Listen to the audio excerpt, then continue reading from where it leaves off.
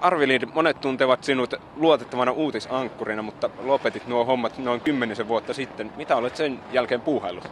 No tyypillisiä eläkeläisen kiireitä, että kyllä mulla liikunta on edelleen elämässä se iso puoli, että 2 kertaa viikossa Zoomin treeneissä tiistai, perjantai aamuisin 8, talvet jääkiekkoa, kesät jalkapalloa, sitten on 500 lapsenlapsia ja omaakin taloa täytyy hoitaa ja on joskus ollut puhetta siitä, että eläkeläisillä on kiireitä. Nyt se täytyy kyllä tunnustaa, että näin on. Urheilu on ollut varmasti iso osa elämääsi. Poikasi Juha on päässyt myös pelaamaan NHL:ään asti, mutta minkälainen urheilijataista sinulla itselläsi on? No olen kotoisin Lauritsalan kauppalasta, joka on nykyisin osa Lappeenrannan kaupunkia ja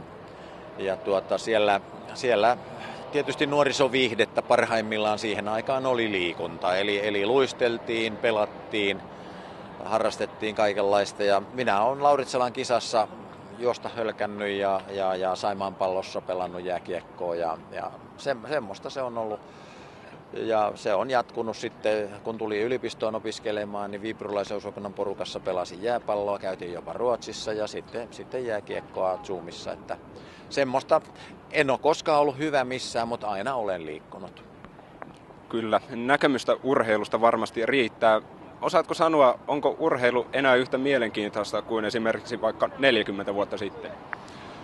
No sehän on tietysti muuttunut urheilu vuosien varrella, että ennen se on ollut sellaista viihdettä ja harrastamista. Ja totta kai on ollut hyviä huippu-urheilijoita kautta aikojen ja sellaista, sanotaanko suurten massojen liikuntaanhan sen soisi olla nykyäänkin. Ja kyllä se varmasti paljon sitä on, että itse sanotaan nyt urheilu ja liikunta, niin eihän se ole juuri muuttunut, mutta siihen on tullut sitten tällaisia ääripäitä. Eli just tämä huippu-urheilu ja esimerkiksi lasten hyvin aikaisin aloittaminen. Että meidän aikaanhan sitä jääkiekkoakin joku idänjättiläinen Lalli Partinen on aloittanut jääkiekon 15-vuotiaana ja semmonenhan on nykyään jo yli-ikäinen.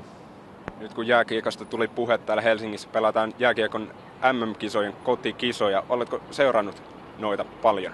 No kyllä mä oon oikeastaan kaikki ne matchit, jotka näkyy tuolla ilmaiskanavilla, niin katsonut. Mutta hyvin silleen sanotaanko toisella silmällä, että mä en ole mitenkään niin semmoinen kiihkomielinen. Ja varsinkin kun ei ole oikeastaan omaa panosta, että ei lapset eikä lapsenlapset pelaa, niin kyllähän sitä mielellään katselee ja toivoo tietysti omille menestystä. Miltä tuo Suomen peli sitten on näyttänyt ja uskotko vielä torstain puolivälierän jatkomahdollisuuksiin?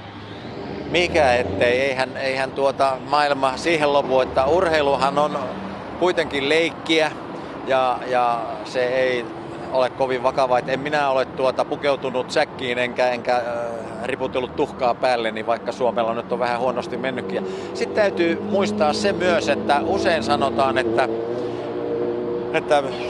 Suomen joukkue pelasi huonosti. Eihän se ole välttämättä niin, vaan pitää antaa tunnustus sille paremmalle porukalle, että Kanadan joukkue ja Yhdysvaltain joukkue olivat niin hyviä, että ne saivat Suomen näyttämään huonolta. Että tässäkin täytyy muistaa tämä tietty tolkku.